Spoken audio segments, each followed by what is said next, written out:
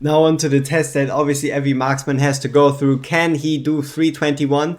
And something you might notice is, why are we only running 9 units? The answer is very simple. You get a free slot. If you have Iovar, you get yourself a free slot in comparison to, for example, let's imagine here Lunaria, which would mean we would need to, for example, put a Silas in the last slot. Though Iovar is a Lord as well as a damage dealer that is actually reliable, which means we have a free slot. But yeah, enough of that. Let's have a look at the builds real quick. Our standard Sorbonne Arcana set,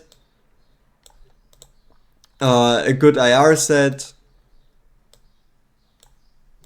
a Sorbonne Arcana set that could be way worse. There's no need to go with so strong gear if you're running like a Nyx or a Zark or any other legendary. Same goes for Hatset. If you have your Hatset max kit, you don't need nearly as good stats to do what she's about to do. And the artifact that you want to pick for your Hatset if you're running one is going to be either Aureate Visage or Bloodbond Signet. I really favor Bloodbond Signet though, because you don't really see it used much elsewhere.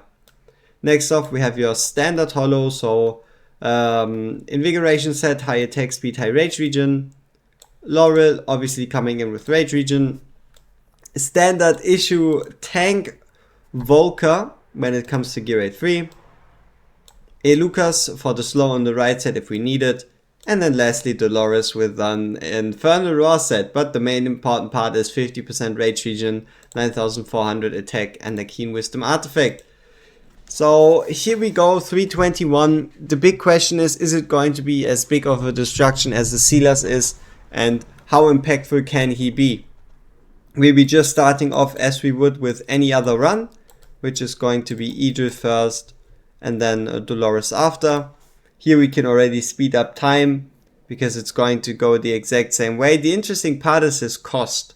16 is kind of weird for a marksman. It's a bit less than your standard marksman, but not as cheap as like your 11 cost Briennes and Idrils.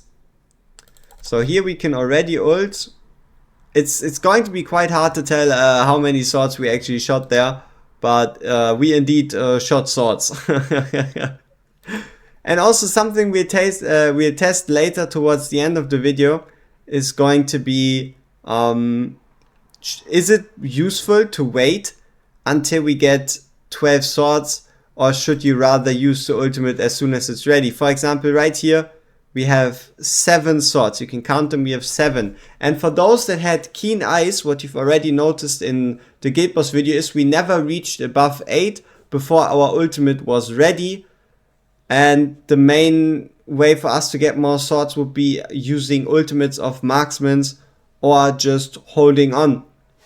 So yeah, that's what we're going to test at the end, if it is smarter to wait for 12 swords or if we should rather wait, or if you should rather spam the ultimate. So right here we are at 8 and we're just going to go with spam the ultimate, because why not? So yeah, so far everything is so dead.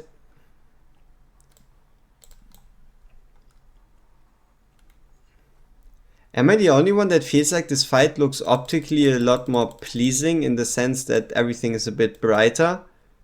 But that might just very well be me, so don't put too much credit into that actually being the case. Man, those swords are sure as hell funny though. It's a lot of swords.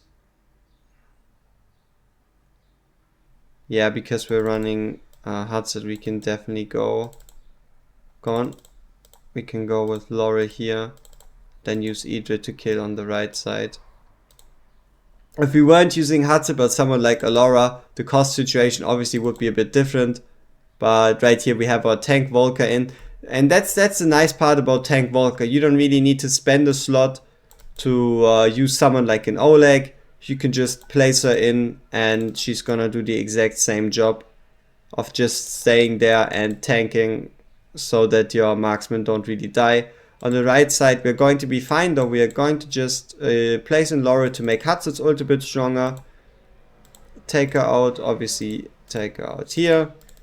And also trigger ultimates well. And then just in case you could technically use a Lucas to slow the enemies down as well as get more ult charges.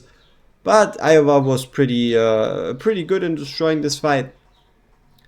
So now that we've seen this here, what I'm curious about is, are you interested in seeing a low geared Iowa take on this fight? Do you think there's a point to that, or are you more like, I mean, he's ancient anyway, by the time I get him realistically, I'll have good enough gear to do it with other units? So is that something you're interested in to see, a low geared version of this thing, I guess? Because this fight is over. Iowa approved for Gear A3. Who could have guessed? And yeah, on to the next one.